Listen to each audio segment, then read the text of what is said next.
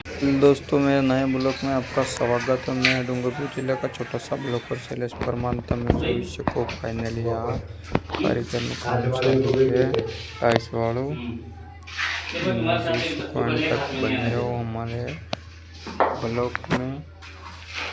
आप पैसा कारीगर साहब टाइल्स लगा दिया है जोई શકો जबरदस्त कारीगर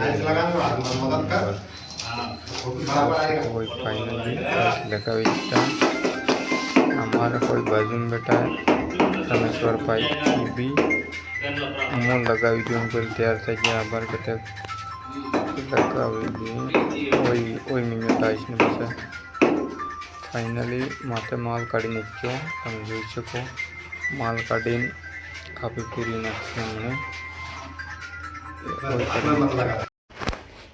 दोस्तों આપણે તમે જોઈ શકો અમે ખાવાનું ફાઇનલી ચાલુ કરી દો। અમારે પડી ગઈ છે રિસોસ રેગણ ટામેટાની આ ભાજી આ હીરો અમારા ધનેશ્વર ભાઈ બતાવી રહ્યા છે તમે જોઈ શકો फाइनली।